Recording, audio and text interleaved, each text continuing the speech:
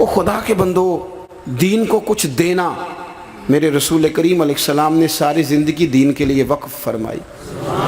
صحابہ کا ایک مخصوص مزاج تھا، مخصوص۔ حضرت سعد بن معاذ رضی اللہ تعالیٰ عنہ کو خندق میں زخم لگ گیا تھا، جنگ خندق میں، اور گہرا زخم لگ گیا، لیکن ان کے نصیب بڑے اونچے تھے۔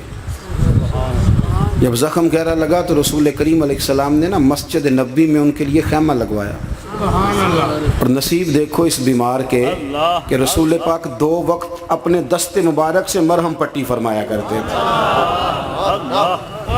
نصیب دیکھو، 2 وقت حضور اپنے دست مبارک سے مرہم پٹی کرتے، 2 وقت نبی کریم علیہ السلام اتنا پیار کرتے۔ حضرت سعد بن معاذ ایک دن مسجد کے باہر خیمہ تھا، زیر علاج تھے، ایک دن اللہ کی بارگاہ میں دعا کرنے لگے، عرض کرنے لگے، اے اللہ، اگر تو قریش مکہ کے ساتھ کوئی اور باقاعدہ جنگ باقی ہے تو پھر تو مجھے رکھ، تاکہ میں دین کے کام آ سکوں۔ اللہ کرے آپ کو سمجھ آئے۔ بچی کی شادی کے لیے یا اللہ مجھے زندگی دے، یہ دعا نہیں مانگ رہے، یہ نہیں دعا مانگ رہے کہ یا اللہ میرے بچے سیٹ ہو جائیں پھر بے شک لے جانا، یہ نہیں دعا مانگی، یہ نہیں دعا مانگی کہ اے اللہ میں ذرا اپنے بچوں کو صحیح مکانات بنا دوں تو پھر لے جانا، یہ نہ۔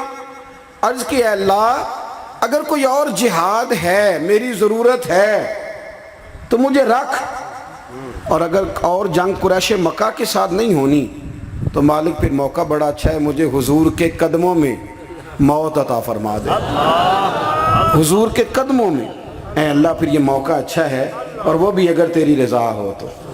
موت نہیں مانگی، کہا اگر تو مناسب سمجھے میری ضرورت ہے تو رکھ، اور اگر ضرورت نہیں تو اللہ پھر موقع اچھا ہے۔ حضور ظہر کی نماز پڑھ کے نکلے، سبحان اللہ، نبی کریم ظہر کی نماز پڑھ کے نکلے تو حضور نے دیکھا ان کے خیمے سے خون نکل رہا ہے۔ صحابہ نے عرض کی حضور وہ سعد بن معاذ کے خیمے سے خون نکل رہا ہے۔ حضور فرمانے لگے خون نہیں نکلا، رب نے میرے سعد کی دعا کو قبول کر لیا۔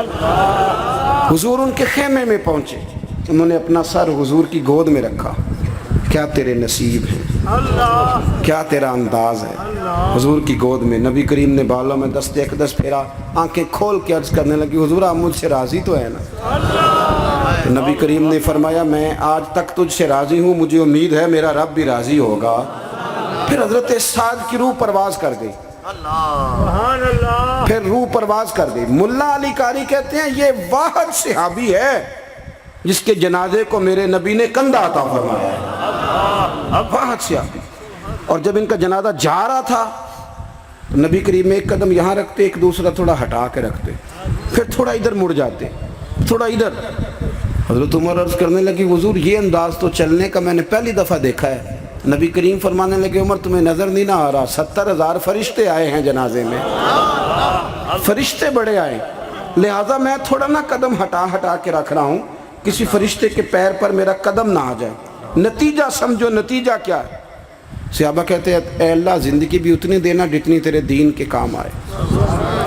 یہ روزی روٹی کمانا، بال بچوں کے لیے جینا، اپنی شہرت کے لیے جینا، اپنی فوٹو کے لیے جینا، اپنے نام کے لیے جینا، یہ تو کام یہودی بھی کرتا ہے، یہ تو عیسائی بھی کر لیتا ہے، تو ہندو سکھ بھی کر لیتا ہے۔ مسلمان کی انفرادیت ہے، وہ اپنے لیے نہیں جیتا، وہ اللہ اور اس کے رسول کی رضا کے لیے زندہ رہتا ہے۔ نکل آئے باہر، یہ تو چھوٹا سا مقصد ہے بال بچے پالنا، آپ تو بڑے مقاصد کے لیے دنیا میں آئے، یہ تو چھوٹا سا کام ہے دنیا داری، یہ تو ہو ہی جاتی ہے۔ جن کا ابا فوت ہو جاتا ہے بچے پلتے نہیں، بلکہ میں تاریخ کو کبھی کبھی کھنگالتا ہوں تو دیکھتا ہوں زیادہ دنیا میں بڑا نام پیدا ہی انہوں نے کیا جو یتیم تھے، بڑے بڑے نام انہوں نے پیدا کیا، کوئی بے سہارا تھے لیکن ساری دنیا کا سہارا بننے کو تیار ہو گئے۔ او بھائی یہ اس چنگل سے باہر آؤ، چھوٹا سا مفاد، چھوٹی سی۔ یہ محفل کرانے والے دوست مجھے اکثر پیار سے ملتے ہیں،